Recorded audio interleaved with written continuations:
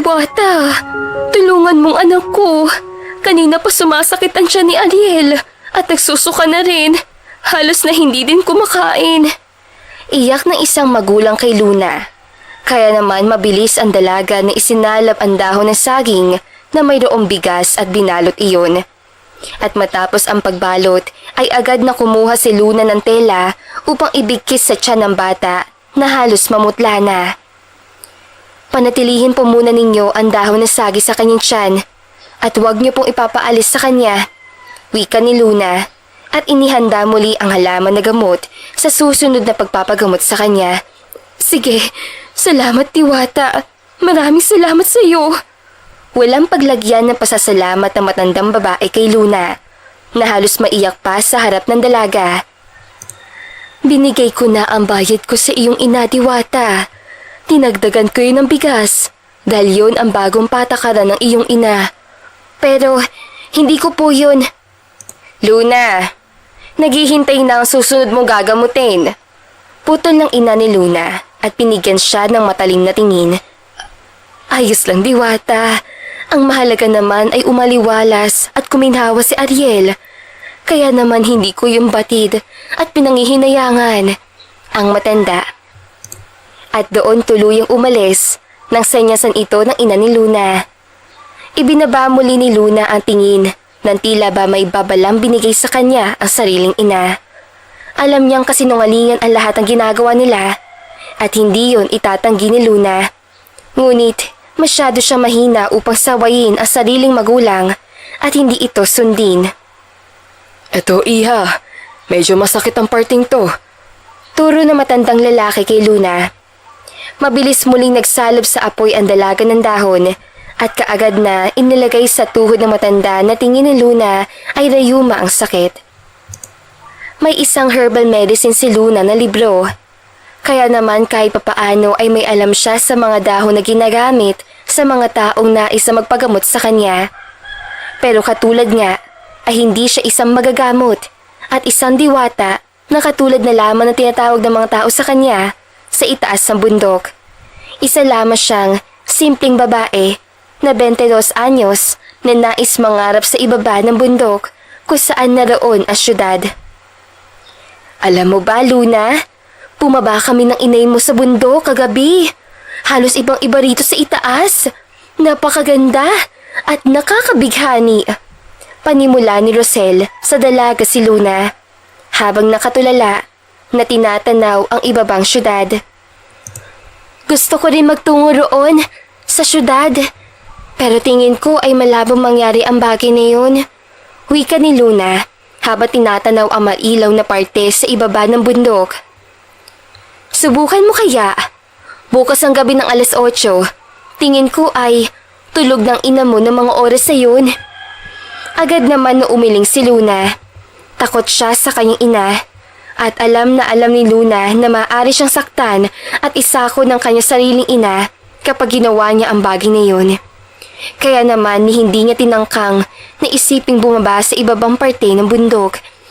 Hindi naman ako interesado eh. Pagsisinungaling ni Luna at tumayo sa pagkakaupo sa damo. Alam ko, no? Alam ko na gustong-gusto mong bumaba upang makapag-aral sa syudad. Araw-araw ka nakatanaw rito, Luna. Imposible hindi mo nais na makita ang totoong mundo mula sa ibaba. Alangan nang ngumiti si Luna sa kaibigan at nanatiling nakatanaw ang mga mata sa maraming ilaw mula sa paanan. Noon pa man ay pangarap na niyang makababa at makihalubilo sa mga taong naroon. Ngunit ang sabi ng kanyang ina, kapag ginawa niya ang bagay na yun, sasaktan lamang siya ng mga tao sa sabing lugar. Hindi talaga, Rosel. Hindi ko nais. Hindi ako interesado. Wika ni Luna at nagpaalam sa kaibigan. Pero hindi pa man siya nakakailang hakbang. Doon ay nagsalita muli si Rosel. 8:00 ng gabi, Luna. Hihintayin kita rito. Kapag nagbagong isip mo, agad ka magtungo rito. Sasamahan kita. Buka na maglibot ka doon at magsaya. Si Rosel muli at kumaway kay Luna bago ito na unang tumalikod. Bumuntong hininga lamang si Luna na maglakad at nagtungo sa kanilang bahay. Gabi na at mga kuliglig na lamang ang maririnig sa buong lugar. Habang naglalakad, ay hindi ni Luna maiwasan isipin ang sinabi ng kaibigan. Totoong gustong gusto niya, ngunit mas nilalamon ng takot si Luna sa kanyang ina. Saan ka naman nagpunta? Ang ina ni Luna at nilagok ang bote ng alak sa lamesa. Rito lang po, inay. Kasama ko po si Rosel. Sambit ni Luna at iniwas ang tingin. Bakit ka tumatanggi sa grasya kanina? Tanga ka ba? Di ba't lagi kong ipinapaliwanag sa iyo na dapat tanggapin mo ang biyayang ibinibigay ng mga tao rito sa ating badyo? Hindi yun isang biyaya, inay. Pag-iling ni Luna na halos pumiyok sa sariling boses. Niloloko natin ang mga tao rito at dapat hindi ganoon. Agad namang napatayo ang ina ni Luna sa sinabi niya at doon ay nilamon nito ang distansyang naglalayo sa kanilang anak. At ano ang sa pananaw mong tama, ha? Sigaw ng ina ni Luna. Ano ang tama, Luna? Ang magtrabaho tayo ng tama upang mabuhay. Agad na bumitin ang mga salitang noon pa man ay dapat nabibitawan ni Luna nang malakas sa sampal ang bumalot sa buo niya sistema. Anak lang kita. At dapat lamang suklian mo ng ganito ang buhay na ipinagkaloob ko sa iyo, Luna. Hindi kita pinalaki sa mundong ito para lang gumawa ka sarili mong desisyon sa walang kwenta. Pero niloloko natin, inay, ang lahat ng tao. Papaano nasisikmulan natin ang lahat ng ito? Pag-iyak ni Luna. Akala niyo po ba na hindi ko alam ang totoo? Hindi na po ako bata para lokohin niyo ng ganito, inay. Namilog lamang ang mga mata ng ina ni Luna. At ang tanging nakikita ni Luna sa pagkakataon yun ay galit lamang at wala nang iba pa. Na kung susumain ay halos makapatay ang mga titig na ibinibigay ng kanyang sariling ina. Kung walang alay, tingin mo ba mabubuhay dito?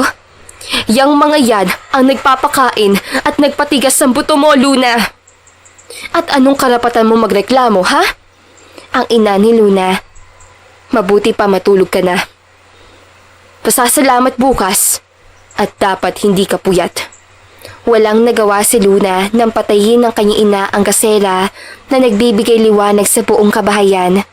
Agad siyang nagtungo sa loob ng silid niya at nahiga sa banig upang piliting matulog. At nang sumapit ang bago umaga sa bundok, paglabas pa lamang ni Luna ay tanaw niya ang mga taong abala sa pasasalamat na likhang isip ng sarili niyang ina. Ginaganap iyon taon-taon para sa magandang ani at kung ano-ano pa. Nagsosuot si Luna ng puting bastida at maghapong lumuluhod sa lahat ng mga alay upang gunitain ang kakaibang tradisyon. Aaminin ni Luna na mali ang lahat ng ito, ang mga ginawa niya at ng kanyang ina. Heto ang mga prutas, Diwata. Ito lamang ang kaya namin, pero sana ay tanggapin mo pa rin. Wika ng isang babae na lumapit kay Luna matapos ang pasasalamat na ginawa niya buong maghapon. Sa inyo na lamang po ang mga prutas na yan. Ang mabuti pa po ay iuwi niyo na lang yan sa pamilya niyo upang makain. Pagtanggi ni Luna. Hindi. Para sa'yo talaga ito. Inilaan namin sa'yo ang lahat ng yan. Saad muli ng babae kay Luna at pilit na inaabot sa dalaga ang malaking basket na puno ng prutas. Umiling si Luna at hindi tinanggap ang ibinigay ng babae sa kanya. Wala ang kanyang ina at pinandindigan niya sa sarili na hindi siya tatanggap ng kahit na ano. Pasensya na po, ngunit hindi ko pa talaga matatanggap yan. Wika muli ni Luna at sa huling pagkakataon ay walang nagawa ang babae at umalis ito, dala ang isang ngiti sa labi.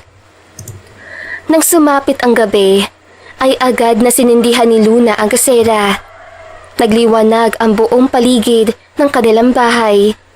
Kaya naman agad siyang naupo sa silya at isinandal ang pagod na likod. Pumikit si Luna na mariin at inaalala ang ginawang ritual ng mga tao sa kanya. Ngunit sa malalim na pag-iisip, bigla na lamang sumagi sa isip ni Luna ang napag-usapan nila ni Rosel ng gabing iyon. Kaya naman agad siyang napabalikwas ng tayo at buo ang loob na tumakbo sa labas upang tunguhin ang lugar ni Rosel. Nakahanda ka na? Si Rosel na makita si Luna na hinihingal pa sa kanyang harapan. Oo, pero ilang oras bang lalakarin natin tungo ng bukana? Si Luna at tinanaw ang may kadiliman na kakahuyan. 2 siguro o 1 kalahati. Tingin ko naman hindi tayo matatagalan. Ani ni Rosel at nagsimulang maglakad. Hindi na umimik si Luna na marinig yon kay Rosel dahil labis ang sabik ni Luna na matanaw kung ano nga ba ang naghihintay sa kanya mula sa paanan ng bundok. Ni hindi nandalaga si Luna alintana ang pagod at sakit ng mga tuhod dahil sa mabato at medyo matarik ang nadaraanan nila. Dito na lamang tayo makita mamaya, Luna. Pagbasag ni Rosel sa katahimikan nang lumipas ang 2 oras sa paglalakad. Ha? Hindi ba trito ang daanan patungo ng labas? Pagtuturo ni Luna sa direksyon. Oo, pero kikitain ko rito si Rodel. Ani ni Rosel na medyo nag-iwas ng tingin. Sige, dito na lamang tayo magkita. Susundan ko tong daan na to, tama? Medyo utal na tanong ni Luna nang mapagtanto na may nobyo pala ang kaibigan sa ibabang parte. Oo, 10 minuto na lakad yan. Pero mag-ingat ka sa baboy ramo dyan, ha? Nang maghiwalay, ay agad na hinabay ni Luna ang masukal na parteng tinuro ni Rosel. Tahimik ang buong lugar at tanging tuyong dahon lamang ang maririnig sa bawat hakbang na ginagawa ni Luna. At sa tahimik na paglalakad na yun, doon ay agad na hinagkan ang dalaga ng takot nang mahimigan ang tila takbo ng mga kabayo. Agad huminto si Luna sa paglalakad, pero halos kapusin siya ng hininga nang isang sibat ang dumaplis sa kanyang braso na agad naman na ikinatakot ni Luna na sobra. Puting baboy lang mo yata, Senyorito Abram. Si Boris na bumaba mula sa kabayo. Agad na ibinaba ni Abram ang hawak niyang rifle hunting at napakunot ang noo na makita ang puting bestida na mabilis tumatakbo. Kaya naman agad na pinatakbo ni Abram ang sakay niyang kabayo upang sundan ang puting bagay na yun. Sipatin mong muli, Boris. Utos ang pinsan ni Abram na si Paul. Hindi. Huwag ninyong sibatin. Utos si Abram at mabilis sa ginalaw ang tali ng kabayo. Mabilis ang pagpapatakbo ni Abram sa kabayo. Ni hindi batid ng binata ang masukal na kakahuyan, masundan lamang ang babaeng nakasuot ng puting bestida na mabilis na tumatakbo sa lupa na mismong pag-aari ng pamilya ni Abram. Huminto ka muna! Pagsigaw ni Abram nang sa wakas ay nakita niya ang dalaga na nakatalikod at mabilis ang pagtakbo habang hawak ang braso na halos maligo na ng dugo. Ngunit hindi naman pinasin ni Luna ang pagsigaw ng isang malalim na boses. Nagpatuloy lamang siya sa pagtakbo habang nangingilit ang luha sa mga mata. Nagpatuloy si Luna na tumakbo pero talagang hindi para sa kanya ang gabing yun. Nang sumabit ang paa ni Luna sa isang malaking ugat ng puno. Ah! Piksi ni Luna nang madapa. Agad naman na bumaba mula sa kabayo si Abram at lumuhod sa dalagang hindi niya alam kung saan nanggaling. Ngunit tila ba ito isang diwata sa kakahuyan dahil sa suot na puting bestida at balat na tila papel sa sobrang puti. Idagdag pa ang buhok nitong medyo kulot na hanggang bewang. Ayos ka lang ba? Tanong ni Abram sa dalaga. Ayos lang. Ayos ako, Ginoo. Si Luna at hinarap ang tingin sa binata. Sa pagkakataong iyon, tila tumigil na bahagya ang mundo ni Abram na makita ang itsura ng dalaga. And he was sure he wasn't dreaming at those times. At siguradong sigurado si Abram na tao talaga ang kanyang nakikita. Your arm is bleeding. Kailangan natin gamutin ang sugat mo. Agad na namilog ang mata ni Luna na makita ang itsura ng binata at ibinaling ang tingin sa kanyang braso ang mabilis sa pagdaling na sugat na medyo halos mabasa ang kanyang suot na bestida. Hindi na, kaya ko na. Iwan mo na lamang ako dito. Si Luna at tinuptop ang braso upang pigilan ang pagdurugo. Ngunit halos amarko ang kanyang katawan nang maramdaman ang sakit. One of my men hit you. Hindi kita pwedeng iwan dito. Lalo't matindi ang sugat na tinamo mo. Kaya ko nang gabutin ito, Ginoo. Huwag mong abalahin ang sarili mo na mag-alala. Pagtanggi ni Luna at ibinigay muli ang tingin sa seryosong binata. Hindi man aminin ay talagang tila isang prinsipe ang nakikita ni Luna sa mga oras sa iyon.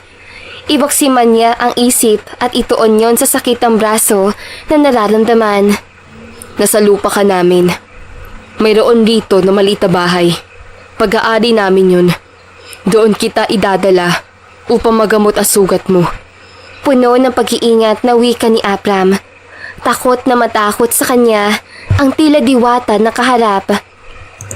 Pero, ano bang ginagawa mo dito, Iha? Delikado na tumaas sa bundok dahil may mga kulto roon. wika ng kadarating na matanda na nakasakay sa kabayo. Kaya naman nabitin ang sasabihin ni Luna. Agad na hinagkan si Luna ng takot na makita ang hawak na pana. Na tingin niya ay iyon ang nakasugat sa kanyang braso. Kaya't napaiwas si Luna ng tingin at hinagkan ang takot lalo. Naglilibot lamang po ako dito at medyo naligaw. Pagsisinungaling ni Luna na ngayon lamang niya napagtanto na iba pala ang tingin ng mga to sa syudad sa katulad niya. Mauna na kayo, Boris, sa umuwi. Pakisabi kay Lola na gagawin ako sa pag-uwi. Si Abram at ibinigay ang rifle kay Boris. Bubuhatin kita upang makasakay ka sa kabayo. Pero kaya ko talagang gabutin na sugat ko. Hindi na kailangan.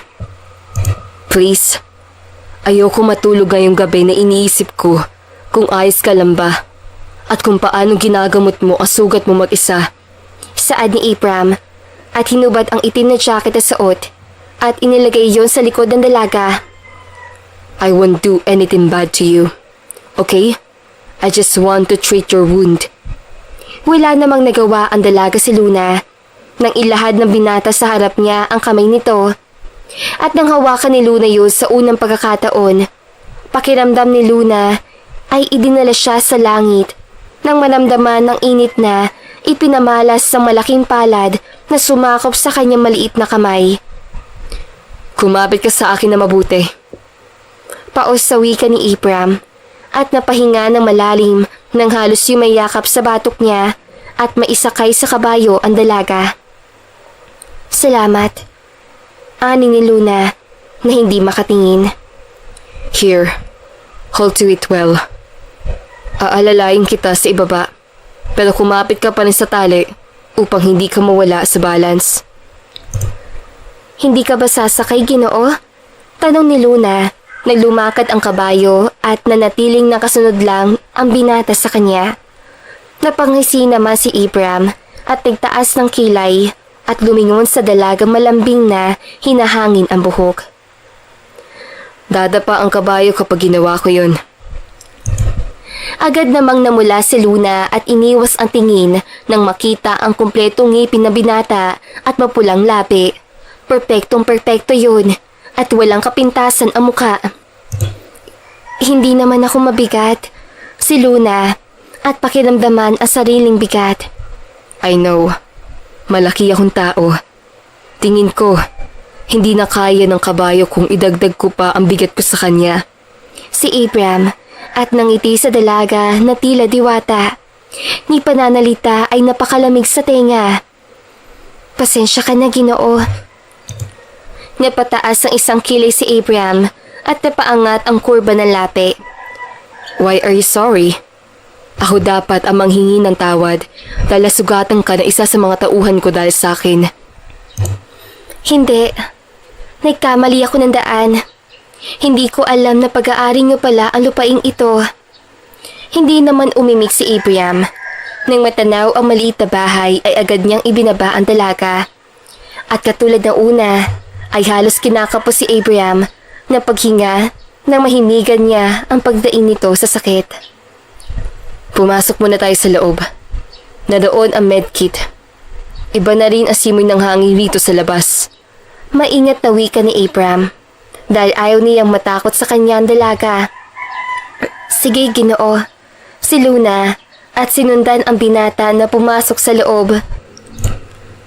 Nang tuluyang makapasok ay agad na kinuha ni Abraham ang gauze at lahat ng gagamitin nito sa paggamot sa dalaga. At nang makabalik muli sa nakaupo na dalaga sa sala. Hubarin mo yung jacket na suot mo upang malagyan ko ng gas sa braso mo. Utos si Abraham at nilagyan ng gamot ang hawak ng bulak. Mabilis namang sinunod ni Luna ang sinabi ng binata at marahan na inalis ang suot nitong jacket. At doon, bumungad sa binata si Abraham ang galos sa braso ng dalaga at ang maliit at mapayat itong braso. Maingat Abraham na nilinis ang sugat. Tell me if it hurts, okay? Tumango na lamang si Luna at tiniis ang sakit. Kahit pa dahan-dahan lamang ang pagdampi ng gamot sa kanya, ay nanuot pa rin ang matinding sakit. Kanina pa tayo magkasama. Ngunit hindi ko pa rin alam ang pangalan mo. Si Abraham muli at dahan-dahang binabalot ang gasa sa braso ng dalaga. Luna Roberto. Yan ang buo kong pangalan, Ginoo. Tumango naman si Abraham at pinagmasdan lalo ang angking ganda ng dalaga si Luna. Laki siya sa state at sa Maynila. Karaniwan siyang naroon upang manduhin ang negosyo. Ngunit sa buong buhay niya ay ngayon pa lamang siya nakakita ng tila diwata na babae. Lalo sa makahoy na lugar pa niya natagpuan. Your name suits you perfectly. Ako naman si Abraham del Montesera. Abram na lamang ang itawag mo sa akin. Wika ni Abraham at muling kinuha ang jacket at marahang nilagay yon sa likod ni Luna. Abraham, marahang wika ni Luna. Doon ay huminto ang mundo niya nang mahanap ng binata ang kanyang mga mata. Sa sandaling pagtitig na yun, pakiramdam ni Luna ay nasa kalawakan siya na nakalutang na lamang bigla. Ni halos kapusin siya sa paghinga ng mga oras sa yun. Iyahatid na kita, Luna. Medyo gumagabi na rin. At delikado na mag-isa ka sa gubat uuwi. Si Abraham na makabawi sa nakakalunod na titig. Hindi na. Kaya ko naman umuwi na mag-isa. Pagtanggi ni Luna at tumayo na upang lumabas. Delikado kung mag-isa ka lang. Tsaka babae ka. Hindi ka dapat naglalakad sa gubat na mag-isa. Si Abraham na medyo naguluhan sa kinikilo si Luna. Hindi, kaya ko na. Ihatid mo na lamang ako sa bukana. Wala namang nagawa ang binatang si Abraham sa nais ng dalaga. Anhin man niya na magtanong kung saan ito nakatira, ay hindi na niya nagawa. Takot siyang iba ang isipin ni Luna. Para kay Abraham, tila ba babasagin ang dalaga na dapat ingatan. Nang makarating sa bukana ang dalawa, doon ay huminto sa paglalakad si Luna. Kaya naman agad rin na huminto si Abraham sa paglalakad. At sa pagkakataon na yun, hangin na lamang ang naririnig ng bawat isa sa makahoy na paligid. Dumaan ng umiilaw na alitap-tap malapit sa mukha ni Luna na siya nagbigay ng munting ilaw kay Abraham. Upang masilayan ang mukha ni Luna, humampas ang malambing na hangin at doon ay medyo nagulo at bahaging napunta sa pisngi ni Luna ang kulot niyang buhok. Mauna na ako sa iyo.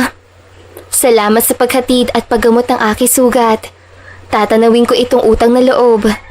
Ani ni Luna.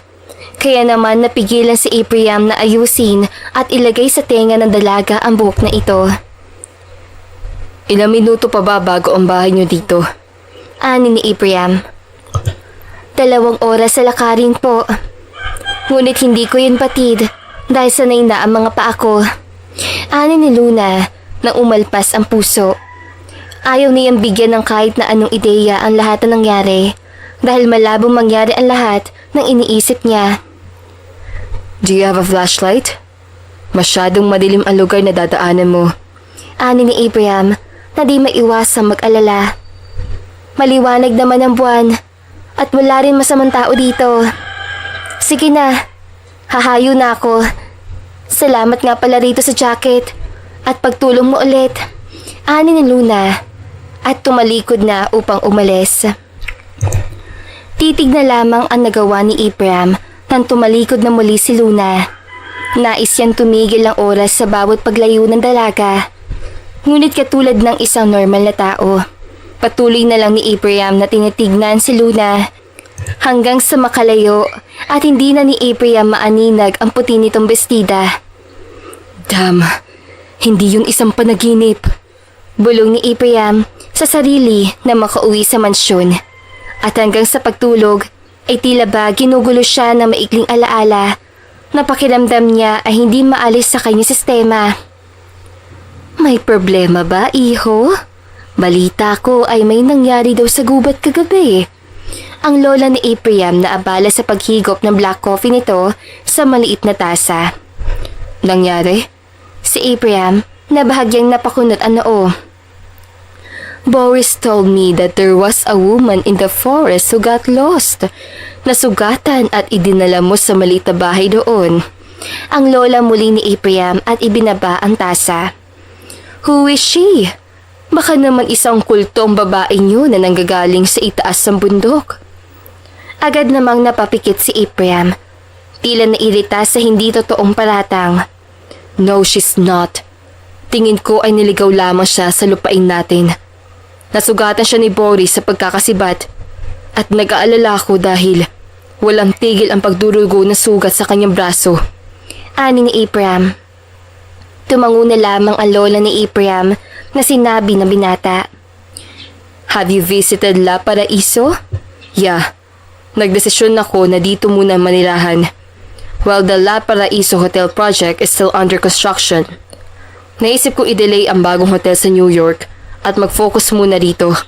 Si Abraham at hiniwa ang steak sa harap niya. Besides, nais kong maranasan na tumira mula rito. Dahil halos kalahati ng buhay ko ay nasa States at nagtatrabaho. Really? Mabuti kung ganoon, iho. Noon pa man ay nais ko nang sabihin sa'yo yan. Ngunit nakakapagtaka. Nabigla ang kagustuhan mong yan. Ang lola ni Abraham nasagad ang ngiti sa mapulang lapi. Di kaya may natitipuhan ka na rito, iho? Halos sa bilaukan naman si Abraham nang narinig niya sa kanyang lola at agad na kinuha ang orange juice sa harap nito at nilagok yun. No. Wala ako natitipuhan. At sino naman ang matitipuhan ko rito? Marami, iho. Maraming nakapila. Ngisi ng lola ni Abraham. Kaya naman napailing na lamang ang binata at nagpatuloy sa masayang umagahan kasama ang kanyang lola. Lumaki si Abraham na ang kanyang lola na lang ang kasama nito sa buhay dahil maagang kinuha ang ama at ina ng binata. Yun din ang naging dahilan kung bakit maagang nahubog ang kaisipan ni Abraham pagdating sa negosyo. Dahil na mawala ang pamilya niya, ang malaking responsibilidad ng pagiging CEO ng Del Monte Sierra Luxury 5-Star Hotel ang naging buhay niya. Samantala, ano bang nangyari sa'yo noong isang gabi? Tanong ni Rosel na gulong-gulo na dahil sa nakitang sugat sa braso ni Luna. Baka magalit si Tita Mercedita kapag nalaman niya na sugatan ka, Luna. Hindi yan, Rosel. Nilagyan ko na yan ng daon ng oregano. Wala na rin naman ang sakit. Ani ni Luna at ngumiti sa hindi maipinta ng pag-aalala ng kaibigan. 6:00 na ng hapon nang matapos ang manggamot si Luna at kaninang maaga naman ay muling bumaba ang kanyang ina sa syudad sa hindi malamang dahilan. Habang nakaupo katabi ang kaibigan na si Rosel, hindi mapigilan ni Luna na hindi mag-isip kung masama nga ba siyang anak. Dahil mas gusto pa niyang wala ang sarili niyang ina kaysa narito sa bundok. Dahil kapag nasa bundok ang ina ni Luna, patuloy ang tanggap niya sa mga alay. Kahit pa alam niyang walang-wala rin ang mga tao sa lugar. Ngunit, Kapag naman wala ang ina niya, ay natatanggihan niya ang lahat ng mga bagay na ibigay sa kanya. Bakit nga pala nais mong bumaba muli? Ani ni Rosel. Nakita mo yun, mga ilaw sa ibabang parte ng bundok? Yun ang matagal ko nang nais marating. Gustong gusto ko talaga na makakita na masigit pa rito sa lugar natin. Wika ni Luna at pinailaw ang gasela sa lamesa. Eh di ba bumaba tayo nung isang araw? Hindi mo ba natungo? Si Rosel na medyo napakunot ang noo. Hindi eh, ani ni Luna at nag-iwas ng tingin nang maalala ang gwapong binata na tumulong sa kanya. Tsaka, maibabalik akong gamit, kaya nais kong bumaba muli at pagkatapos nun ay mamimili ako. Pumuntong hininga lamang si Rosel at tumango kay Luna. Bahagya naman na napangiti si Luna nang tumayo si Rosel at inaya na siyang magtungo sa ibaba. At katulad na napag-usapan, sa isang lugar muli sila magkikita kapag uuwi na. Mabilis si Luna na tinungo ang lugar kung saan siya dinala ni Abram. Habang yakap ni Luna ang plastic na may laman na jacket ng binata, naisip ni Luna na hindi sa kanya ang bagay na yun. At dapat lamang niya isauli. Hindi batid ni Luna ang madilim na gabi dahil sa mga bituin na nagtatanglaw sa kanya. At nang matanaw ang madilim na bahay, doon ay nilakad muli yun ni Luna at ibinaba ang plastik sa harap ng pinto. Salamat ulit. Bulong ni Luna at napangiti na tila ba isang baliw na may kausap kahit na wala naman. Para namang yun ang huli nating pagkikita. Wika ni Abram mula sa nakatalikod na si Luna. Halos mapalundag ang puso ni Luna na mahimigan ang pamilyar na boses. At nang lumingon ay bumungad sa kanya ang nakatayong si Abram. Nakangiti ito at kahit madilim ay kita ni Luna ang dimple sa pisngi. Ikaw pala, akala ko, yun na kasing huling nating pagkikita. Si Luna na makabawi. Muli ay kinuha ang plastic bag upang ilahad yun kay Abram. Nilabhan ko yan at malinis rin ang pagkakalaba ko. Naisip kong baka gagamitin pa kaya naman. Eto, at sinasauli ko na. Pasensya na kung natagalan. Nanatili ang titig ni Abram sa hiwaga na dala ni Luna sa kanya. Anhin man siya ay nais siyang sapakin na ang sarili. Dahil hanggang ngayon ay hindi niya maipaliwanag kung gaano siya nalulunod sa kakaibang ganda nito. Oo. I will use that again. Mabuti at naidala mo ngayong gabi. Wika ni Abram at kinuha yun sa dalaga. Ang totoo ay sinadya ni Abram na iwan yun kay Luna. Upang magkadahilan ito upang magkita muli ang landas silang dalawa. Salamat ulit. Si Luna na akmang magpapaalam na. How is your wound? Magaling na ba? Hindi na masakit? Si Abram na napatingin sa maliit na braso ni Luna. Eto ba Ginoo? Ani ni Luna at pinagmasdan ang braso. Nilagyan ko ito ng oregano, kaya naman mabilis na naghilom ang sugat at hindi na rin masakit. Herbal? Oo, mas mabisa yun. At yun din ang madalas kong ginagamit pang gamot. Ani ni Luna, ngunit natigilan na napagtanto ang lumabas sa bibig. Nang gagamot ka? Tanong ni Abram, nahiwagaan na ng tuluyan sa pagkatao ni Luna. Ibig ko sabihin, may alam ako sa mga herbal, hindi manggagamot. Biglang iwas ng tingin ni Luna na ang totoo ay halos sambahin siya ng maliit na nayon dahil sa pagsisinungaling na nakakapagpagaling siya at siya ang bigay mula sa itaas upang gumawa ng himala. Oh, may mga libro sa mansyon. Kung nais mo, ay maaari ka sumama sa akin at kunin mo ang mga nais mong libro sa library tungkol sa mga herbal medicine. Saad ni Abram. O kaya naman, maaari ko rito na dalhin upang mabasa mo. Talaga? Puno ng kamanghaan na sambit ni Luna.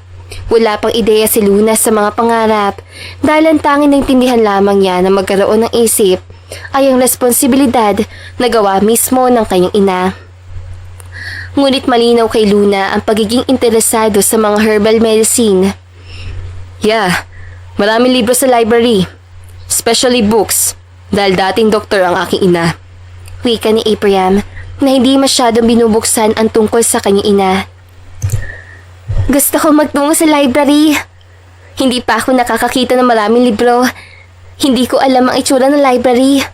Wika ni Luna na nagniningning ang mga mata sa pagkakabighani sa mga libro. Napangiti naman si Abraham nang masilayan ang ngiti ni Luna. Agad siyang nag-iwas ng tingin na makaramdam ng init sa pisngi at napahawak sa batok. Maaari tayo magtungo bukas o sa kahit na anong oras mo, nais. Saad ni Abraham. Ngayon ko gusto.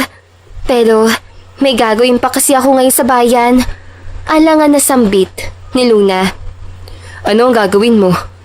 Mamimili ako ng pagkain. Maraming pagkain. Wika ni Luna. Sige na. Aalis na rin ako. Baka gabihin pa ako makauwi eh. Sasamahan kita. Mag-isa ka ba na tutungo sa bayan? Tanong ni Abraham. Ha? Wag na. Maabala lamang kita. Sobra na ang naitulong mo, Ginoo. Pagtanggi ni Luna. Na halos magharumentado ang puso sa kaba. Kaba na tila ba kinikiliti ang sikmura niya. Wala naman akong gagawin ngayong gabi. Besides, mayroon rin akong bibilhin sa bayan. At pagkatapos nun ay maaari na tayo magtungo sa library. Wika ni Abraham. Agad naman na tumango sa magandang ideya si Luna. Naisip niyang ayos na rin na may kasama siya dahil wala siya ideya sa lugar sa bayan na pamilihan. Matapos ang lakad, doon ay natanaw ni Luna ang isang itim na magandang kotse. At nang buksan yun ni Abraham, agad na itinapon ang tingin sa dalaga si Luna. Get in, Luna. Paos sa wika ni Abraham sa di kalayuan na si Luna. Agad na sumunod ang dalaga. Pero pagpasok pa lamang ni Luna sa loob ng maganda at mataas sa kotse ni Abraham, na tingin ni Luna ay panglupa at mabatong daan. Halos malunod siya sa amoy na bumalot sa kanyang ilong. Kakaibang amoy na halos pakumukha sa dalaga kung gaano kalayo ang agwat ng pagitan nila. Put your seatbelt on, Luna. Wika ni Abraham na makapasok sa loob. Pero agad na napatingin na makita na halos di gumagalaw ang dalaga sa upuan nito. May masakit ba sa'yo? Agad naman na umiling si Luna. Takot na baka magkamali at may masira siya sa loob ng sasakyan. At isa pa, hindi ni Luna alam ang seatbelt. Kaya naman halos lamunis siya ng hiya na hindi alam ni Luna kung paano pa itatago. Wala naman. Aalis na tayo? Ani ni Luna at alanganin na nilingon si Abraham at ngumiti. Oo, let's go. Si Abraham na makabawi at agad na kinuha ang seatbelt mula sa itaas si Luna at nilak yun sa ibaba. Salamat, Ginoo. Tanging nasabi lamang ni Luna nang halos madikit ang kanyang ilong sa maputing leeg ng binata at sa pagkakataong iyon ay naamoy niya ang bango ni Abraham. Napapikit si Luna ng mga oras sa iyon at ikinalma ang nagkukumahog na puso. Magkaiba ang mundo nila at iyon ang naisip at gumugulo kay Luna. Yung puso niya ay patuloy ang pamimilipit habang ang utak ni Luna ay patuloy ang pagpigil sa kakaibang nararamdaman. Narito na tayo. Paos na sabi ni Abraham at muli ay inunlock naman ang ibabang parte ng seatbelt ng dalaga. Dito tayo mamimili?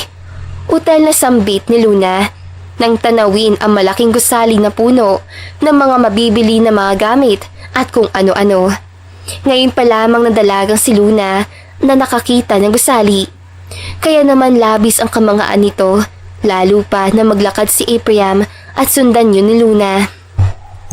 Good evening, ma'am. Sir Den Montesiada. Ang babae kay Abraham at yumuko ito sa harap ng binata. Kahit palitong-lito si Luna sa nangyayari, ay wala siyang nagawa kundi ang sundan si Abraham sa paglakad nito. Bakit walang gaanong tao rito? Pagbasag ni Luna, habang nililibot ang paningin sa buong paligid na puno ng mga pagkain. Gabi na siguro, kaya ganoon. Simpleng paliwanag lamang ni Abraham na kahit ang totoo ay sinadya niyang pabuksan ang supermarket pa lang sa dalaga. Mamili ka na. Susundan lang kita. Sige, salamat. Ani ni Luna at nagsimula ng kumuha ng mga biscuit sa estante. Dito mo ilagay lahat ang bibilhin mo, Luna.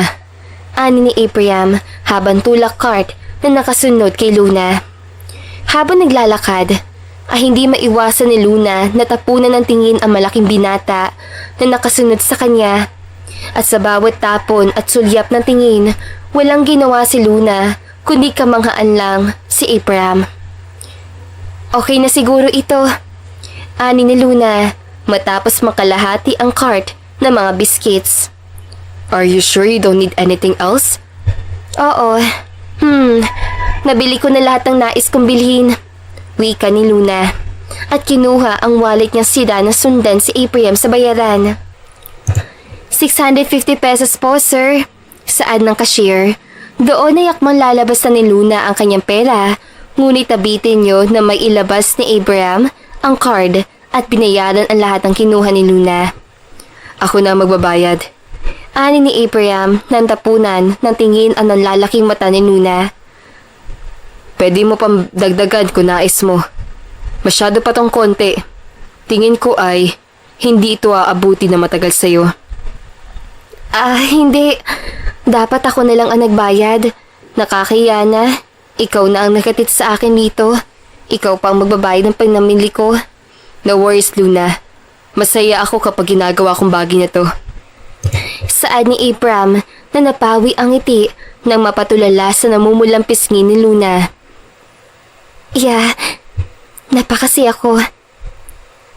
Sometimes we find ourselves falling for someone we never expected. Para bang dumating sila sa ating buhay na hindi natin inaasahan, ngunit binibihag nila ang ating mga puso sa paraang hindi nagagawa ng iba. Falling in love can be quicker as blink of an eye, but what takes deep realization is staying in love with that person and staying loyally attached to the person, never giving up and never give any sort of hurt. Muli ay tinitigan ni Abraham ang dalaga si Luna sa malaking binata. Nakaupo ito sa gilid habang ang buwan ang nagsisilbing tanglaw nito upang mabasa ang libro. At sa pagkakataong iyon, doon tuluyang naklaro kay Abraham na hindi lamang isang interes ang nais niya sa dalaga, kundi isang pagkagusto. Nais ko pang magtagal, ngunit gabi na rin at kailangan ko nang umuwi. Ani ni Luna nang maramdaman niyang lumapit si Abraham sa kanya. Tumango naman si Abraham at tulala pa rin kay Luna. Ang bilis ng oras. It's 11:30 already. Ipinaayos ko sa servidora ang mga dadalhin mo para sa pag-uwi. Ngumiti naman si Luna at itinaas ang tingin kay Abraham. Sa oras sa tinaas niya ang tingin ay para bang huminto ang mundo niya. Lumiwanag ang buong paligid.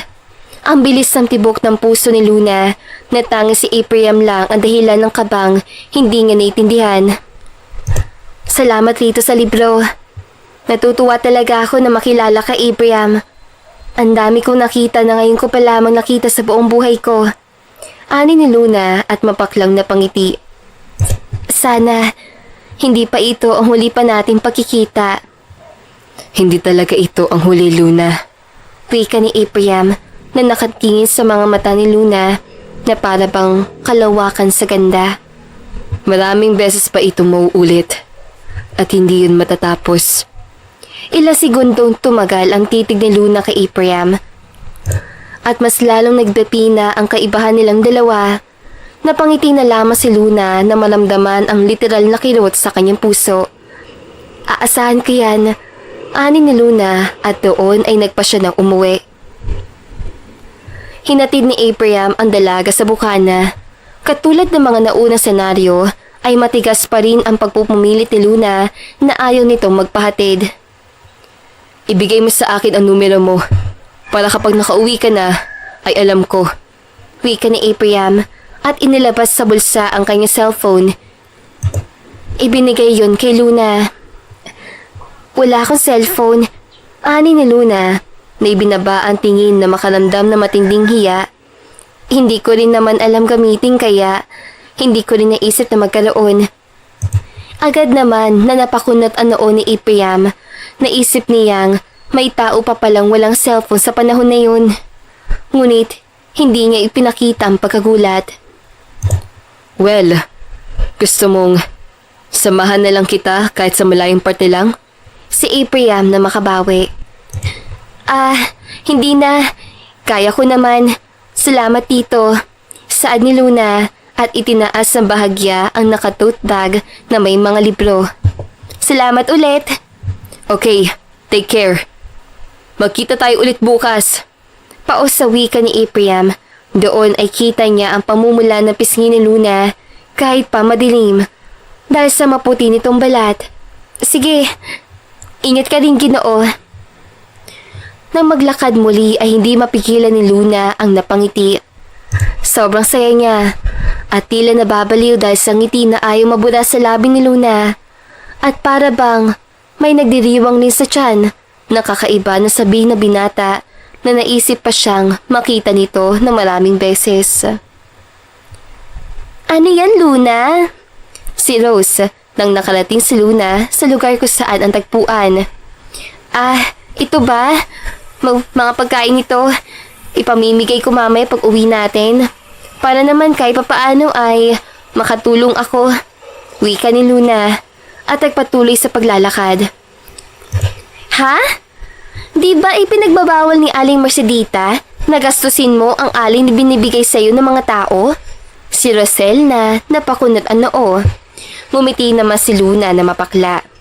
Hindi niya alam na yun ngayon ang ginagawa ko. Siya ka nais ko makatulong, Rosel. Alam kong di naman sa akin nagmula ang perang ito. Ngunit nais kong ibalik sa kanila ito. Lahat. Di man sa malaking tulong. Basta makatulong. Kung sa bagay, si Rosel at sumang-ayon. Na makauwi ay agad na tinawag ni Luna ang may 50 katao na nasasakupan. At doon ay inilabas niya ang mga biskit sa kanyang bili mula sa kakaibang bilihan sa syudad. At pinamigay yon sa mga bata at matatanda. Walang pagsiglan ang kasiyahan para kay Luna nang masilayan ang bawat ngiti sa labi ng mga tao. Pakiramdam niya ay naipsan ang lahat ng pag-aalala niya sa lahat ng bagay ng mga oras sa yun. At nang matapos sa pamimigay, muli ay pumasok si Luna sa loob ng kanilang bahay upang sindihan ang gasera. Agad niyang kinuha ang makapal na 2 libro at niyakap yun na maigpit habang inaalala ang mga nangyari ng buong gabi. Sabi nila, ang pag-ibig ay isang misteryoso. Hindi mo alam kung kailan ka nahulog sa isang tao ng napakalalim. Ngunit para kay Luna, ang pag-ibig na tumama sa kanya ay hindi isang misteryoso. Na tingin niya ay tadhana yon na pinagtapo sila ni Abraham sa oras na hindi nila inaasahan. Nasaan ang pera at alay? Sigaw ng ina ni Luna na makauwi ito ng maaga sa bundok. Hindi ko pa tinanggap. Mahinang sambit ni Luna sa harap ng kanyang ina, habang ang paningin at takot na salubungin ang nag-aalab na titig ng sariling ina. Punyeta, bakit di mo tinanggap ha? Di ba sinabi ko na sa'yo noon pa na yun ang nagpapalamon sa'yo? Hindi natin yung pera. Nay, maaari tayong bumaba sa bundok at maghanap buhay sa syudad. At hindi umaasa sa mga taong hirap rin sa buhay katulad natin. Iyak ni Luna at itinaas ang tingin sa sariling ina na pulang-pula ang mata. Isa kang walang kwenta. Ngayon ha? Ano na lamang ang lalamunin ko? Sinabi ko na sa'yo noon na tatanggap ka lamang at hindi tatanggi sa grasya. Ang ina ni Luna, habang madiin na idinuduro ang sentido ng dalagang si Luna. Alam mo, katulad ka talaga ng ama mo na walang kwenta, kaya namatay. Sana paresa lamang kayong namatay. Nang maninig yun ni Luna, doon tuluyang kumirot ang puso niya. ni hindi niya maramdaman ng sampal na paulit-ulit sa kanyang iginawad ng kanyang ina. Basta nakatulala lamang si Luna sa mabagsik na bata ng kanyang inay. Tumulo ang dugo sa ilong ni Luna sa huling pagkakataon na may bagay na isinampal sa kanyang ina. Di batid ni Luna ang sakit at hapdi sa mga salitang binitawan nito. Tila ba yun nagmarka na sa kanya at hindi na mabubura pa. Lumabas ka na. Lagyan mo ng balabal yung mukha mo. Punyeta ka. Labag man sa loob ay muling isinuot ni Luna ang puting bestida na lagi niyang isinusuot kapag nanggagamot. Saan po ba kayo nasugat? Ani ni Luna nang tanggalin ng matandang lalaki ang tela sa tuhod nito. Hindi ko alam, iha. Kinamot ko lang yan at bigla na lamang lumaki at hindi na gumaling. Saad ng matanda. Agad na nagdiktik ng halamang gamot upang matuyo ang sugat ng matanda. Habang abala sa panggagamot, ay hindi maiwasan ni Luna na hindi sumulyap sa pinto na kung saan naroon ang kanyang ina. Nakahalukip-kip at tila ba binabantayan ng kanyang ginagawa. Okay na po. Kapag po maliligo na kayo, langgasan niyo na lang po ng dahon na bayapas. Ani ni Luna at tinalian ang sugat ng matanda. Naku, salamat talaga, iha. Pasensya ka na at wala akong pera. Pero nagdala ako ng mga prutas na maaari mong kainin. Ang nakangiting matanda kay Luna. At sa gilid dito, at ibinigay sa dalagang isang basket na prutas. Salamat po. At nag-abala po kayo. Wika ni Luna at nanginginig ang kamay na kinuha ang buong basket. Kahit palabag na labag sa kanya ang lahat ng iyon. Samantala, hindi mapakali sa pag-aalala ang binatang si Abraham. Nang ilang araw ang lumipas ay hindi na muling nagpakita ang dalaga si Luna. Nais siyang baybayin ang gubat para lamang mahanap ang lokasyon ng dalaga. Ngunit patuloy na gumugulo sa isip niya ang pagtanggi ni Luna parati. Nahalina ka na yata sa lupain natin. Malapit sa bukana ng paan ng bundok, iho? Ang lola ni Abraham nang pumasok ito sa kanyang working office. Nagagandahan lamang ako sa lugar at nakaka-relax, kaya ako lagi naroon. Sabi ni Abraham at binaba ang suot itong reading glass at niluwagan ang necktie niya. Nabanggit ni Boris sa ilang linggo mo nang nakakasama sa gabi ang magandang dalaga na naabutan niyo sa gubat. Totoo ba yun? Napabuntong hininga na lamang si Abraham at ituon ang pansin sa laptop nito habang pinagmamasdan ang stock market na patuloy ang taas. Yes, it's true that I'm attracted to that girl. Hindi ko yung itatanggi, Lola. Si Abraham, naisip niyang walang dahilan upang itanggi na gusto niya si Luna. Kilala mo ba kung sinong babaeng yun? I mean, kilala mo ba ng lubusan ang babaeng sinasabi mong gusto mo? Ang lola ni Abraham gamit ang duda na boses. Inalam ninyo ang tungkol kay Luna? Si Abraham na napatigil sa pagtitig sa screen. Of course, inaalam ko kung sino ang makakabuti sa hindi sa apo ko. Nag-iisa ka lang, Abraham, at ayoko magkamali ka dahil lamang nabighani ka lang sa ganda ng isang babae. Agad na napatayo si Abraham sa narinig. Noon pa man ay kontrolado na siya sa dapat gawin at sa hindi. Ngunit ngayon ay kung pati ang babaeng mahalaga sa kanya ay pakikialaman ng kanyang lola, doon siya sa bagay na yun hindi papayag. Don't you dare to touch or do anything bad to her. Puno ng babala si Abraham nang harapin niya ang kanyang lola. Doon ay nawala ang ngisi nito sa labi at naging isang linya ang pulang lapi. Wag ninyong gagawin ang mga bagay na naiisip ko na maaari niyong gawin kay Luna. Luna Roberto? Yan ang pangalan ng babaeng kinauhumalingan mo, tama? Ang babaeng kulto na sinasamba sa itaas ng bundok, Abraham. Kahihiyan lamang ang idadala niya sa atin. Oras sa malaman ng tao na isang kultong pinatulan mo. Gulat man sa narinig ay nagawa pa rin ni Abraham na ibawi ang sarili. Masyado ni Abraham mahal si Luna na kahit ang madilim at hindi nito kaperpektuhan ay kaya niyang tanggapin. I don't care what people think about her. Mahal ko siya. At hindi yun mababago ng kahit na ano, Lola. Si Abraham at napailing. Nothing can be changed that. Kahit pa sabihin ng iba na possess siya sa kung ano. Agad na nilagpasan ni Abraham ang kanyang lola nang sabihin ang bagay na yun. Ngunit pakas sa mga mata ng sarili niyang lola ang pagiging disappointed sa kanya. Alam mo ba ang kwento ng mag-asawang pinatay sa paanan ng bundok? At kung sino ang pumatay sa dalawang yun? Ang lola ni Abraham na agad nakapagpahinto sa binata. Sadyang matamis ang pag-ibig, Abraham. At hindi kita masisisi kung bakit tila ba hibang ka at nasa ilalim ka ng gayuma sa mga oras sa ito. Hindi ito isang gayuma. Depensa ni Abraham na hindi nagbibigay ng kahit anong tingin. At paano mo nasabi? Abraham, nahihibang ka lamang sa babaeng yun. Hindi ako nahihibang, Lola. Totoong mahal ko si Luna.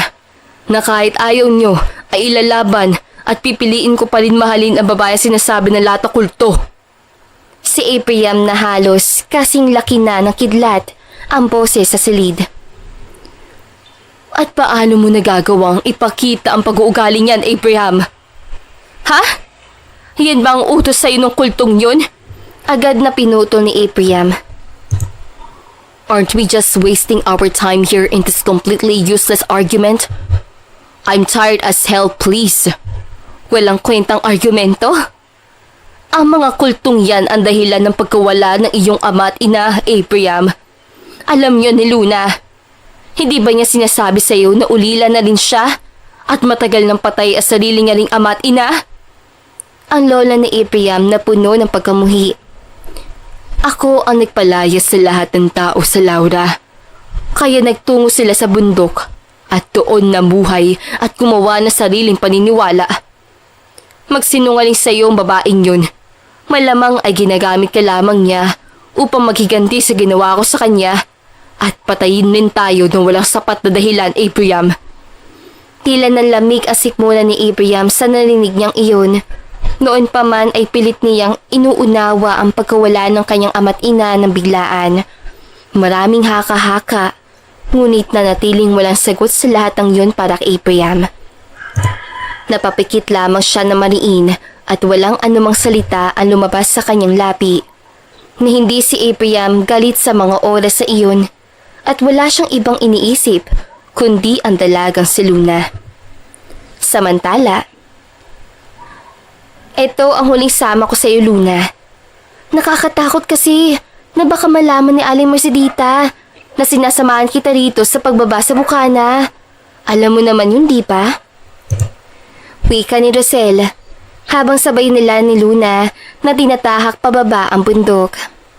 Ngumiti lamang si Luna ng mahimigan niyang kaibigan. Alam ni Luna na delikado ang ginagawa niya. Ngunit tila ba ang puso niya mismo ang nagtutulak sa paa niya upang masilayan ang binata. Kahit sa maikling panahon lamang ang inilaan sa kanila ng madilim na gabi. Oo, tingin ko ito na rin naman ang huli. Baka hindi rin ako bumaba pagkatapos ito. Saad ni Luna. Oh, bakit naman? Maaari ka pa rin na bumaba. Ngunit, hindi na kita masasamahan. Yun ang ibig ko sabihin. Tumango lamang si Luna at muling naglakad. May nagugustuhan ako sa iba pang parte ng lugar na ito, Rosel. Wika ni Luna muli at tinanaw ang malapit na bukana, puno ng mga alitap-tap na nagsisilbing liwanag.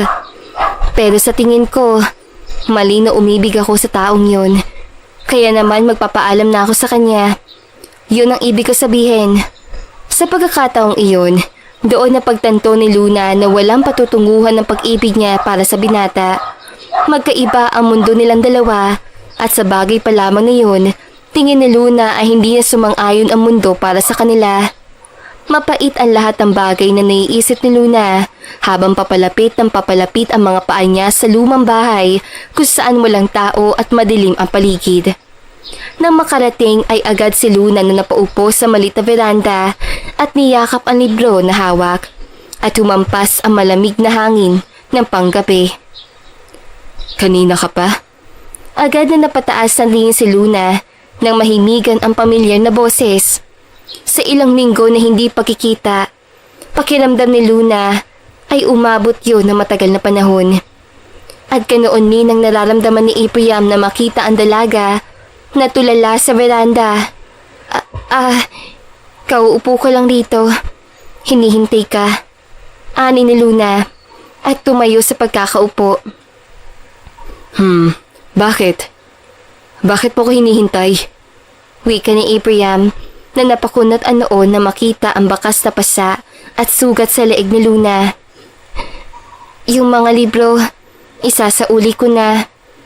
Pasensya ka na, natagalan. Nagkasakit kasi ako kaya hindi ako nakabalik agad. Pagsisinungaling ni Luna. Ngunit nanatili ang tingin sa kanya ni Ephraim kaya iniwas niya ang tingin. Anong nangyari sa'yo? Bakit ka may pasa sa muka at sugat sa leeg, Luna? Tanong ni Ephraim at binaliwala ang libro.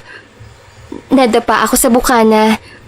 Medyo napilay kaya di ako nakalakad. Ani ni Luna na halos pumiyok na ang boses sa pagsisinungaling. Tingin mo paniniwalaan ko sinabi mo? 6 na araw kang wala at hindi ko alam kung saan lugar ka hanapin. Si Ephraim na halos tumaas ang boses. Ngunit napapikit siya na maliin na makita niya kung paano si Luna matakot sa kanyang ginawa. I was so worried. I thought I lost you, Luna. Hinanap kita ng husto at napakasakit isipin na mawala ka bigla at hindi na bumalik. Si Ephraim muli. At doon, naging malumanay ang kanyang boses. Nang ibalik muli ni Luna ang tingin, pakiramdam niya ay nilulukot ang puso niya. Nagdudulot yun ng sakit na hindi ni Luna maipaliwanag. Pumikit siya na maliin at nang ibukas muli ang tingin ay doon tuluyang pumatak ang kanyang luha. Nag-aalala ka? Bakit ka nag-aalala sa akin? Namamalat na tanong ni Luna. Ayaw niyang bigyan ng ibig sabihin ang lahat. Ngunit sa pagtitig at sa tono pa lamang ng perpektong lalaki na nasa kanyang harapan, hindi ni Luna maiwasan na bigyan ng ibig sabihin ang lahat. Gusto kita. Gustong gusto kita. Nag-aalala ako kasi gusto kita. Pag-amin ni Ephraim, kahit pa napakakomplikado ang lahat. Hindi ko alam kung saan kita maaari mahanap dahil ayokong pilitin ka, Luna.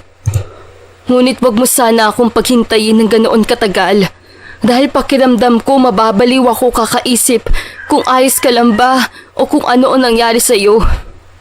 Kumabog naman ang puso ni Luna sa narinig. Ni hindi niya alam kung magdidiwang ba ang puso niya o labis tama siya masasaktan para sa binata. Aaminin niyang nais at gustong gusto niya si Ephraim, ngunit hindi yun sapat upang labagin niya ang kanyang ina at piliin ang lalaki para sa sariling interes. Gusto kita, Ephraim, ngunit hindi yun sapat. Pag-iling ni Luna. Hindi sapat? Sabihin mo sa akin kung paano sasapat. Iyon ang pupunan ko, Luna. Ni hindi ko maipaliwanag kung bakit gustong gusto kita. Ang alam ko lang ay ayaw kong mawala at hindi na tuluyang makita. Si Ephraim na halos pagmakaawa na ang boses. Kabaliwan, tama? Ni pati ako ay hindi maunawaan. Hindi tayo pwede. Makakasama lamang sa'yo at ang bagay na yun ang ayaw kong mangyari. Iling ni Luna ni hindi niya matitigan na matagal si Ephraim. Wala kang dapat punan dahil wala namang kulang sa'yo. Walang kulang at lahat pinakita mo sa akin puro kabutihan at sa bagay na yung kita nagustuhan. Ipaliwanag mo sa akin kung bakit hindi pwede. Na bakit makakasama lamang ako sa iyo? Tanong ni Ephraim at inihak pang ang paa upang mas mapalapit sa dalaga na tila napapaso sa kanyang anino. Dahil hindi pwede. Ayokong husgahan ka ng tao dahil sa antas ng babaeng pinili mo. Wika ni Luna. Ayaw niyang itaas ang tingin kay Ephraim dahil pakiramdam niya ay oras sa ginawa niya iyon ay magbabago ang lahat ng desisyon niya. At yun ang kanyang kinatatakutan. At isa pa, Sinauli ko lang naman ang libro, kaya ako nagtungo rito. At nais kong sabihin sa iyo na hindi na ako. Kasinungalingan, Luna. Wala akong pakialam kung ano man antas o mundo ang mayroon ka. Ni hindi ko naisip ang bagay na yan noong una pa lang. Si Abraham na pinutol ang dahilan ni Luna. Wala kang alam. This world is a cruel place, Abraham. At sa mundong ito, walang puwang ang katulad ko. Si Luna at doon tuluyang lumuha ng husto. Masyado lamang siguro ako nadala nitong nagdaang buwan. At hindi ko napansin ang sarili na masyado na akong lumalabag sa limitasyon na may doon lamang ako. Luna, I said I don't care how poor you are. About the level and anything. Kung hindi mo maabot lahat yun, ako ang bababa para lamang magpantay tayong dalawa. Hindi, Abraham. Kaya kong patunayan sa'yo. Isa akong kulto. Isa akong kulto na sinasamba ng mga tao sa bundok. Naunawaan mo ba yun? Putol ni Luna na halos madurog na ang boses niya. Nais siyang itulak na parang isang baka na lamang ang binata. Ngunit ang agos ng tubig ay tila ba salungat lagi sa kanya. Nagsinungaling ako sa iyo dahil pinipilit kong makibagay. Ngunit hindi. Ni hindi ko kaya, ni hindi kita maabot. Niloko kita katulad ng paloloko na ginagawa namin ng aking ina sa taas ng bundok. Ngayon sabihin mo paanong mahal mo ako. Paano ibababa mo sarili mo sa akin? Hindi naman nagsalita si Abraham na mapagtanto niyang walang alam si Luna sa lahat. Agad niyang hinila ang pulso ni Luna at mahigpit itong niyakap. Bitawan mo ko! Iyak na pasag ni Luna. Pero mas sinigpitan pa ni Abraham ang pagkakayakap sa dalaga. Ni walang salita at walang paghuhusga na narinig si Luna mula sa binata. For Abraham, when you love someone for their flaws, you create an environment where you are either able to make the kinds of specific changes you truly want or learn to love and accept them, whether an actual change takes place or not. Pumatak ang ulan na gabing malamig. Agad na hinila ni Abraham si Luna sa lumang bahay at doon ay sinindihan ang gasela na nagbigay ng kaunting ilaw sa paligid. Magpatila ka muna ng ulan. Delikado kung uuwi ka sa bundok na maulan. Wika ni Abraham at naupo sa tabi ng sofa na inuupuan ni Luna. Hindi ako maaaring magtagal, kaya't kung hindi titila ang buhos ng ulan, ay hahayaan ko ang bundok upang makabalik. Si Luna, na tila ba rinig na rinig ang sariling tibok ng puso. Ramdam ni Luna ang tensyon na hindi niya maipaliwanag. Tangkal lamang ang layo nila ni Abraham at pakiramdam ni Luna ay nalulunod siya sa presensyang hindi niya mawari. Huminga ang dalaga si Luna nang malumanay. Ikinalma ang sarili at itinoon ang atensyon sa patak ng ulan na naririnig mula sa bubong. Ngunit ang ibaling ni Abraham ang paningin sa dalaga. Doon tuluyang huminto ang mundo ni Luna. Tila ba huminto bigla ang ikot ng mundo at pinagkaitan siya ng hangin. At mga titig na lamang ni Abraham ang nagbibigay sa dalaga ng buhay. I don't know, Luna. Hindi ko alam kung saan ako lulugar.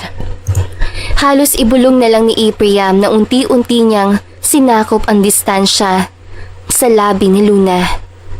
I am completely in love with you. I wasn't planning on loving you, but I'm happy that I did. Hindi nagsalita si Luna sa nang oras sa iyon, lalo pa nang hawakan ni Abraham ang kanyang batok at ginawaran ng malalim na halik.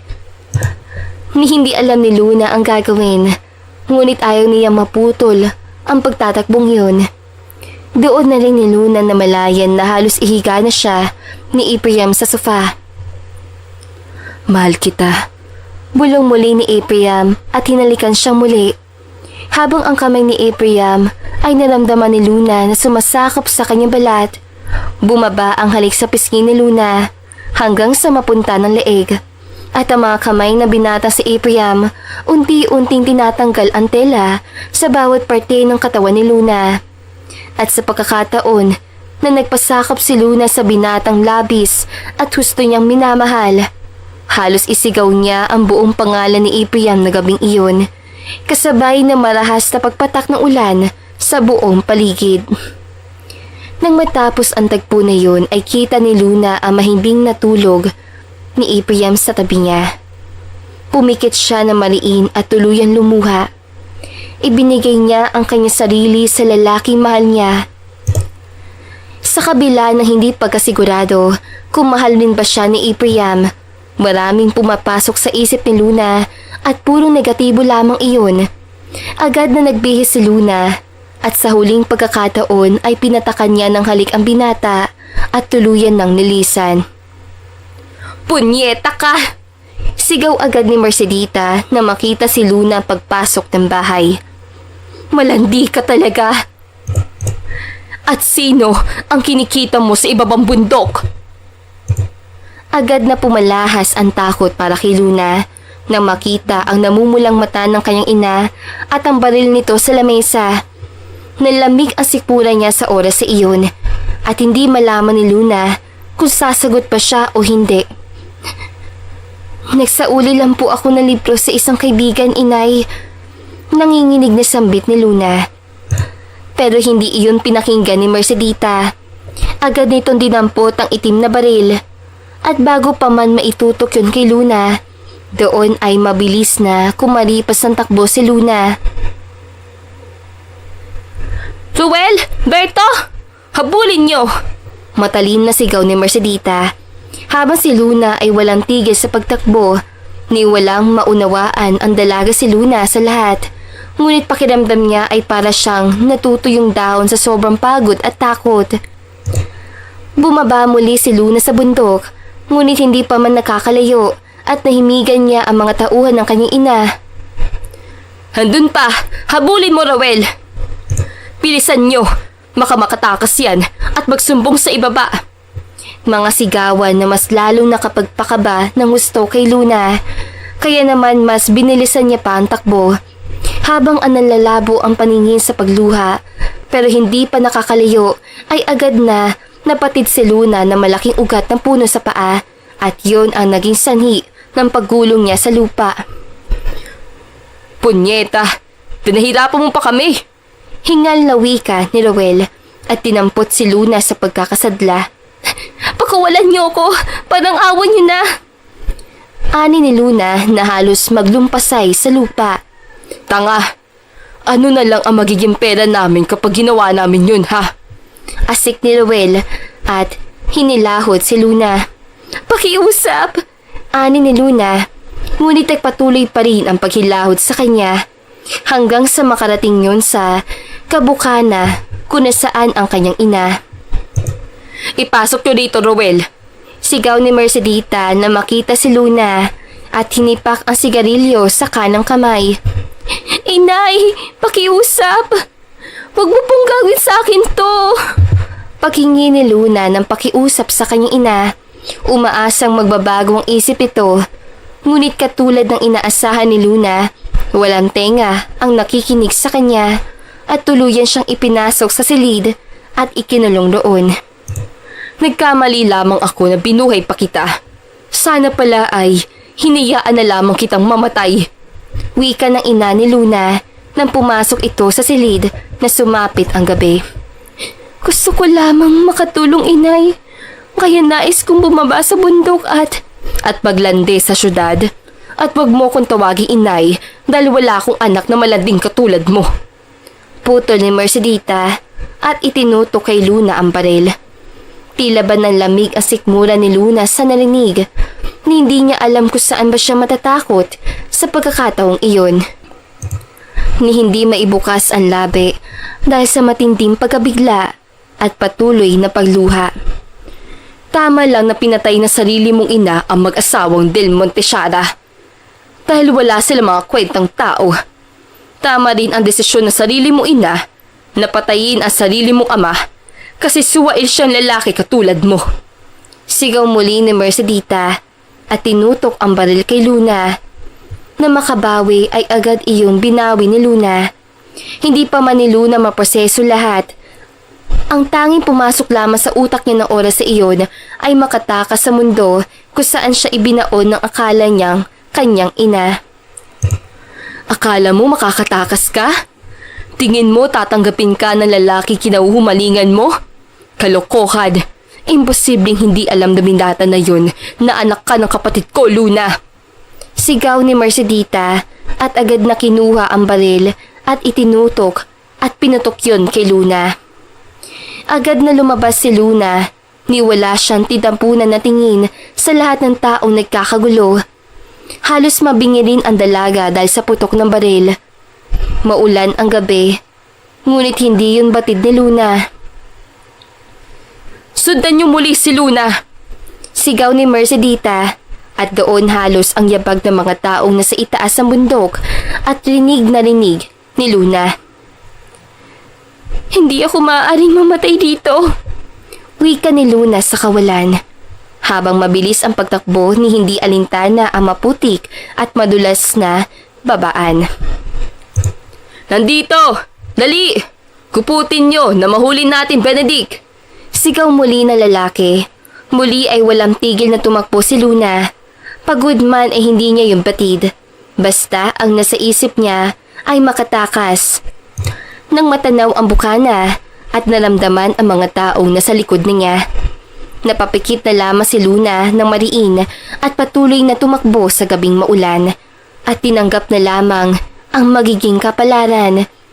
Ngunit sa pagpasok sa bukana, doon ay halos tumigil ang mundo ni Luna nang matanaw niya si Ephraim na nabakas ang hingal at pag-aalala. Agad ni Ephraim na sinalubong ang dalaga at doon ay halos mabingi si Luna ng yakapin at sunod-sunod na malalakas sa putok ang kanyang naririnig sa paligid. Pakiusap! Tulungan mo ko! Hagulhol ni Luna habang yakap si Ephraim na mahigpit at ang buong paligid at mga pulis sa mabilis na tumatakbo at hinahabol ang lahat ng mga taong humahabol sa kanya. Are you okay? Puno ng pag-aalala na tanong ni Ephraim at itinapon ang baril. Hinawakan ang pisngi ni Luna na puro galos at pasa. Nang umiling si Luna ay halos mapapikit si Ephraim sa galit. Galit sa mga taong gumawa ng kalapastanganan sa dalaga. Magtungo tayo sa mansyon. Gagamitin ko ang mga sugat mo doon, Luna. Si Ephraim, pero agad na natauhan si Luna na marinig niya iyon. Tila ba siya napaso at kumala sa pagkakayakap nang napagtanto ang katotohanan. Bakit hindi mo sa akin sinabi? Halos pumiyok na tanong ni Luna. Bakit hindi mo sa akin sinabi ang lahat, Ephraim? Agad na hinigit ni Ephraim si Luna. Kahit pa nanlalaban ay hinigpitan niya ang yakap sa dalaga. Doon naman tila ba nang hina ng tuluyan si Luna sa mga yakap na yun. Tila ba wala siya pangamba kapag yakap siya na binata. Nawawala ang lahat ng sakit at pasakit ng mundo kapag kasama niya si Ephraim. Iwan mo na lamang ako. Ang hirap-hirap. Umiiyak na sambit ni Luna. No. Paos na sambit ni Ephraim at mas hinigit si Luna na sobra. Sa gitna na magulong paligid at malakas sa ulan. Hindi ako nababagay sa mundong mayroon ka, Ephraim. Ni hindi ko alam kung paanong mahal mo pa rin ako sa kabila ng hindi magandang nangyari sa mga magulang natin. I don't think I'm capable of loving someone else, Luna. Mahal kita, gaano man kadilim ang nakaraan. Mahal kita, kaya't kung napapagod ka na, ay hayaan mong ako ang lumaban para sa atin. Wika ni Ephraim, doon halos mapatulo ang luha niya. Dahil kahit na anong laban, at handa siyang ilaban ang pag-ibig niya para lamang kay Luna. Hayaan mo lang ako, at manatili ka lang. Mas lalong lumuha si Luna nang marinig ang salita ni Ephraim. Patuloy ang pag-iyak niya at ramdam na ramdam ni Luna na wala siyang balak pakawalan ang binata. Wala akong kakayahang baguhin ang lahat, Ephraim. Gustuhin ko man ay hindi ko na yun magagawa. Pag-iyak ni Luna. Wala kang babaguhin, Luna. No, wala. You are innocent and you don't have to change anything. Si Apriam at tinaba ang unti-unting pagyakap ni Luna sa kanya. Masyado kitang mahal, Luna. Masyado kitang mahal para pakawalan. At hayaan na lamang na hindi ko alam kung ayos ka lang ba o hindi. Hindi ako nararapat at sapat sa'y... Luna, you are for me. You are enough for me. All I need in my life is you and your love. Putol ni Apriam at pinakawalan sa pagkakayakap si Luna. Doon ay pinagmasdan ng binatang si Apriam ang dalaga. Alam ni Apriam na kaya ni Luna na maging masaya nang wala siya. At si Apriam alam niyang magiging madilim ang lahat para sa kanya. Oras na mawala si Luna sa buhay niya. They said, loving someone means accepting them for who they are, with their good and bad sides. Lahat tayo ay may karapatan para sa sarili natin pumili. At may kani-kaniyang pamantayan by accepting the fact that no person is perfect and that we all have flaws, some which we are aware of and some which we are not. Lumipas pa ang mga taon, ay unti-unting nakabangon si Luna sa madilim niyang nakaraan. Nakapag-aral at nakapagsimula ng buhay. At ang kanyang tita Mercedita naman ay nakulong. At ang ibang taga-bundok ay binigyan ng binatang si Apriam ng trabaho sa iba't ibang hotels ng pag-aari nito sa Pilipinas. Ang ganda rito! At hindi ako makapaniwala na nakauwi ulit ako. Wika ni Luna habang tinatanaw ang dagat ng Buena Vista.